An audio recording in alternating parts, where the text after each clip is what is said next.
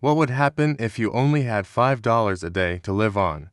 No delivery, no coffee runs, no impulse buys, no convenience spending. Just $5 for one full week. I tried it. Not because I had to, but because I wanted to understand something. Do we actually need as much money as we think? Or are we just addicted to comfort? Here's exactly what happened. The rules. Before starting, I made strict rules. $5 per day. $35 total for the week, food included. No using things I wouldn't normally have.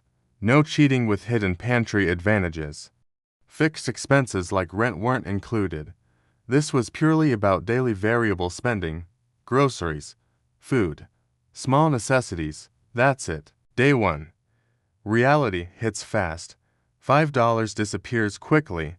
At the grocery store, everything felt expensive. Healthy snacks to expensive, pre-made meals. Impossible, drinks, not happening. I quickly realized something. Convenience is expensive. So I bought basics, rice, beans, eggs, oats, bananas, extremely simple, extremely cheap. That night's dinner cost less than $2. It wasn't exciting, but it worked. Day 2-3. Boredom becomes the real enemy. By the second day, hunger wasn't the issue. Boredom was eating the same meals, no variety, no spontaneous treats. That's when I noticed something powerful. Most of my spending isn't from need. It's from stimulation. Buying something feels good. Ordering food feels rewarding. Trying new restaurants feels like entertainment. Without that option, I had to sit with the discomfort. And it was uncomfortable. Day 4. Social pressure. This was the hardest part. Friends wanted to grab lunch. Normally, that's automatic, but on $5 per day, not possible. That's when I realized how expensive social normalcy is. Saying I can't felt awkward. Even though this was temporary, it exposed something. Many people overspend just to avoid feeling different. That awareness alone was worth the experiment. Day 5. Energy drops. By midweek, I felt it. Low variety, lower calories, less enjoyment around food. I wasn't starving, but I wasn't thriving either. And that's when the biggest realization hit me. Living cheaply long-term isn't empowering. It's limiting. Extreme frugality and freedom. It's survival mode, and survival mode shrinks your thinking. What I learned. 1. Most spending is emotional. Hunger wasn't the challenge. Impulse was. We buy for dopamine, for distraction, for comfort. When you remove spending, you confront your habits directly. That's uncomfortable, but powerful.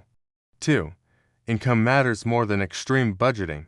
Could I survive on $5 a day? Technically, yes. Would I want to? Absolutely not. The real solution isn't squeezing life smaller. It's expanding income. Cut waste. But don't shrink your ambition. 3. Convenience is a luxury. Delivery, pre-cut food, brand name snacks, daily coffee. They're not necessities, they're comfort upgrades. There's nothing wrong with comfort, but when you see the raw cost difference, it changes perspective. 4. Gratitude increases. At the end of the week, normal meals felt incredible. Options felt luxurious. Choice felt powerful. We adapt quickly to comfort. Temporary restriction resets appreciation. The bigger lesson. This experiment wasn't about proving you should live on nothing. It proved something deeper. You don't need as much as you think, but you do need margin. Financial peace isn't about extreme restriction. It's about control. When you control spending intentionally, you choose when to spend. Not the other way around. Would I recommend it? Yes. Temporarily? Try a low-spend week. Not to punish yourself, but to reset awareness. You'll notice how often you buy out of boredom, how often you spend socially, how often convenience controls you. Awareness changes behavior. Final thoughts. Living on $5 a day for a week didn't make me richer, but it made me sharper.